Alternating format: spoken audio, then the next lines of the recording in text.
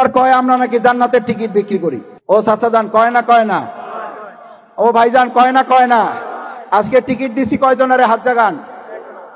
জান্নাতের টিকিট পাইছেন কে কে হাত জাগান, তরুণরা হাত জাগাও। এই অপপ্রচার যারা করবে তাদের জবাব তোমরা দিতে পারবে সবাই।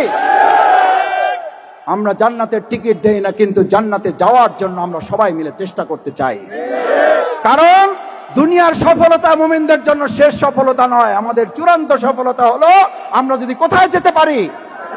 1.5 ঘন্টা 1 ঘন্টা কোন রাজনৈতিক সভায় আলোচনা হয়, দুনিয়ার গম নিয়ে আলোচনা হয়, টিন নিয়ে আলোচনা হয়, রাস্তা নিয়ে আলোচনা হয়, স্কুল নিয়ে আলোচনা হয়, কলেজ নিয়ে আলোচনা হয়, আপনার ভোট নিয়ে আলোচনা হয়, জাল নিয়ে আলোচনা হয়, কৃষি নিয়ে আলোচনা হয়, সব নিয়ে আলোচনা হয়। যদি জান্নাত নিয়ে আলোচনা হয়, জাহান্নামের সতর্কতা আলোচনা না হয়, ওটা মুসলমানদের প্রোগ্রাম হতে পারে না।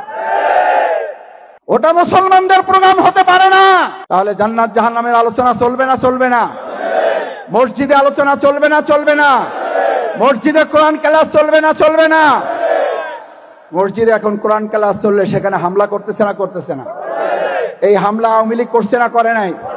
আমরা মনে করি যারা হামলা করেন তারা ওই আওয়ামী লীগেরই দোষর, তারা ফ্যাসিস্টের দোষর। বেশ, সবাইকে ধন্যবাদ, দোয়া করবেন। আজকে এখানে একত্রিত হয়েছে, আল্লাহর কাছে সাহায্য চাই। আল্লাহ মেহেরবানি করে জান্নাতে আপনি আমাদেরকে একত্রিত করে দিন। এটা জান্নাতের টিকিট বিক্রি? এই কথা আমাদের বলা দরকার আছে না নাই? আমরা কি শুধু দুনিয়া একত্রিত হইতে চাই না জান্নাতেও? আমরা কি এখানে একসাথে থাকতে চাই না জান্নাতেও? একসাথে থাকতে চাই। সেই জন্য এটা আল্লাহর কথা, কুনু মা'আস সাদিকিন, ভালো মানুষদের সাথে থাকো, ভালো মানুষদের নিয়ে জান্নাতে একসাথে থাকতে পারবা। সুবহানাল্লাহ। আল্লাহর কথা শোনার জন্য আল্লাহ একটা আইন আমাদেরকে দিছে না দেয় নাই? যেমন আল্লাহর আইন কি?